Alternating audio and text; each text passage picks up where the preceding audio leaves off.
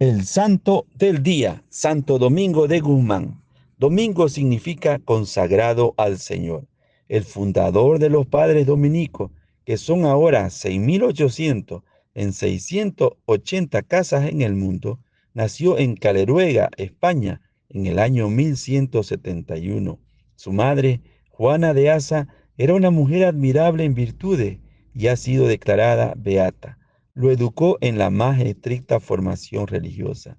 A los 14 años se fue a vivir con un tío sacerdote en Palencia, en cuya casa trabajaba y estudiaba. La gente decía que en edad era un jovencito, pero que en seriedad parecía un anciano. Su goce especial era leer libros religiosos y hacer caridad a los pobres.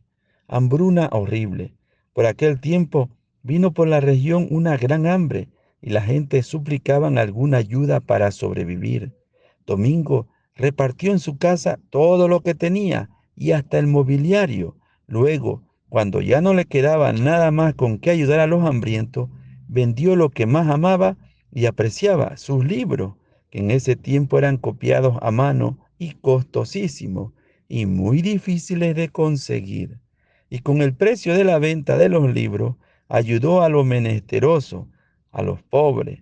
A quienes lo criticaban por este desprendimiento les decía: no puede ser que Cristo sufra hambre en los pobres mientras yo guarde en mi casa algo con lo cual podía socorrerlo. Misionero sin pensarlo, en un viaje que hizo acompañando a su obispo por el sur de Francia, se dio cuenta de que los herejes habían invadido regiones enteras y estaban haciendo un gran mal a las almas. Y el método que los misioneros católicos estaban empleando era totalmente inadecuado. Los predicadores llegaban en carruajes elegantes, con ayudantes y secretarios, y se hospedaban en los mejores hoteles, y su vida no era ciertamente un modelo de la mejor santidad. Y así de esa manera, las conversiones de herejes que conseguían eran mínimas. Domingo se propuso un modo de misionar totalmente diferente. Vio que a la gente les impresionaba que el misionero fuera pobre como el pueblo, que viviera una vida de verdadero buen ejemplo en todo y que se dedicara con todas sus energías a enseñarles la verdadera religión. Se consiguió un grupo de compañeros y con una vida de total pobreza y con una santidad de conducta impresionante, empezaron a evangelizar con grandes éxitos apostólicos. Sus armas para convertir eran la oración, la paciencia, la penitencia y muchas horas dedicadas a instruir a los ignorantes en religión. Cuando algunos católicos trataron de acabar con los herejes por medio de las armas o de atemorizarlos para que se convirtieran, les dijo: es inútil tratar de convertir a la gente con la violencia. La oración hace más efecto que todas las armas guerreras. No crean que los oyentes se van a conmover y a volver mejores porque nos ven muy elegantemente vestidos. En cambio, con la humildad sí se ganan los corazones. La fundación de los dominicos. Domingo llevaba ya 10 años predicando al sur de Francia y convirtiendo herejes y enfervorizando católicos. Y a su alrededor había reunido un grupo de predicadores que él mismo había ido organizando e instruyendo de la mejor manera posible. Entonces pensó en formar con ellos una comunidad de religiosos y, acompañado de su obispo, consultó al sumo pontífice Inocencio III. El sueño del Papa. Al principio, el pontífice estaba dudoso de si conceder o no el permiso para fundar la nueva comunidad religiosa, pero dicen que en un sueño vio que el edificio de la iglesia estaba ladeándose y con peligro de venirse abajo, y que llegaban dos hombres, Santo Domingo y San Francisco, y le ponían el hombre y lo volvían a levantar. Después de esa visión, ya el Papa no tuvo dudas en que sí debía probar las ideas de nuestro santo.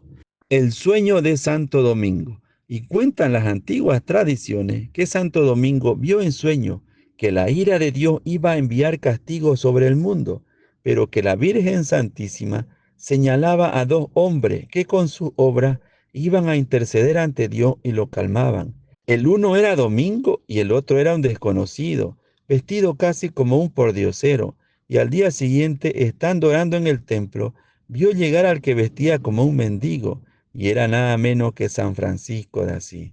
Nuestro santo lo abrazó y le dijo: los dos tenemos que trabajar muy unidos para conseguir el reino de Dios, y desde hace siglos ha existido la bella costumbre de que cada año, el día de la fiesta de San Francisco, los padres dominicos van a los conventos de los franciscanos y celebran con ellos muy fraternalmente la fiesta.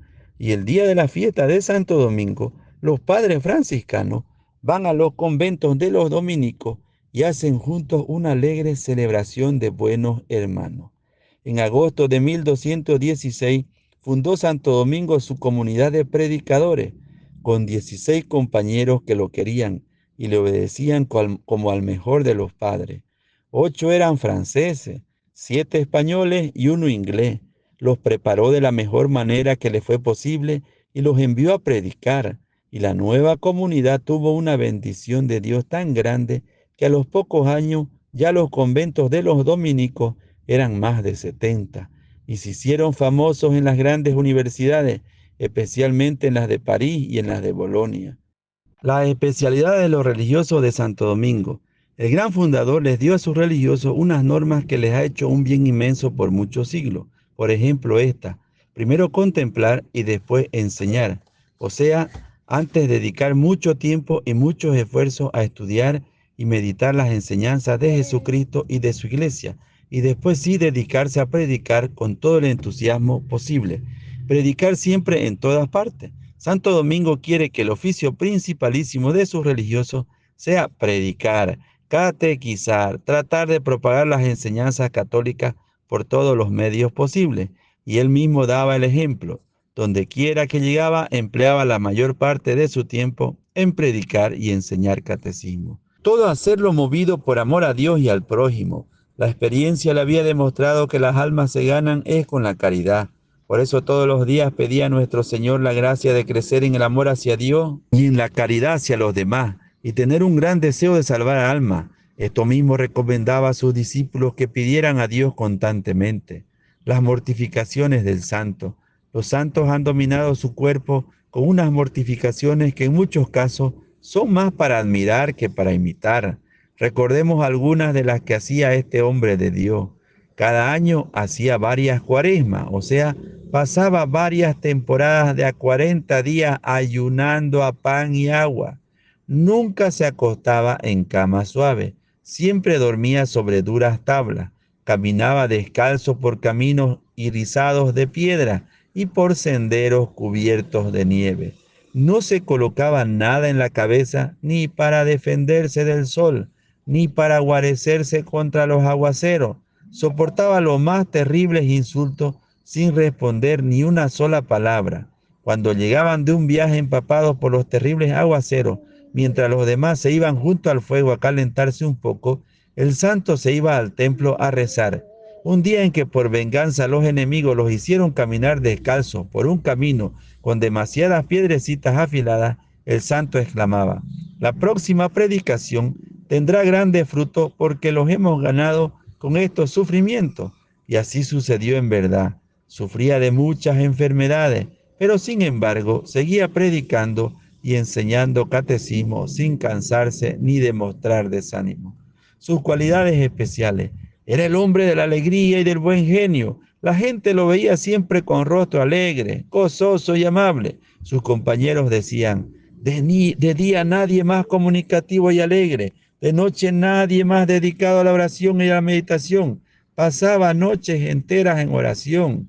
Le gustaba mucho hablar de Dios y de la religión. Era de pocas palabras cuando se hablaba de temas mundanos, pero cuando había que hablar de nuestro Señor y de temas religiosos, entonces sí que charlaba con verdadero entusiasmo. Sus libros favoritos eran el Evangelio de San Mateo y las cartas de San Pablo. Siempre los llevaba consigo para leerlos día por día y prácticamente se los sabía de memoria. A sus discípulos les recomendaba que no pasaran ningún día sin leer alguna página del Nuevo Testamento o del Antiguo. Los que trataron con él afirmaban que estaban seguros de que este santo conservó siempre la inocencia bautismal y que no cometió jamás un pecado grave. Totalmente desgastado de tanto trabajar y sacrificarse por el reino de Dios, a principios de agosto del año 1221, se sintió falto de fuerza. Estando en Bolonia, la ciudad donde había vivido sus últimos años, tuvieron que prestarle un colchón porque no tenía. Y el 6 de agosto de 1221, mientras le rezaban las oraciones por los agonizantes, cuando le decían que todos los ángeles y santos salgan a recibirte, dijo: ¡qué hermoso! ¡Qué hermoso! Y expiró. A los 13 años de haber muerto, el sumo pontífice lo declaró santo y exclamó al proclamar el decreto de su canonización: de la santidad de este hombre estoy tan seguro como de la santidad de San Pedro y San Pablo. Amén.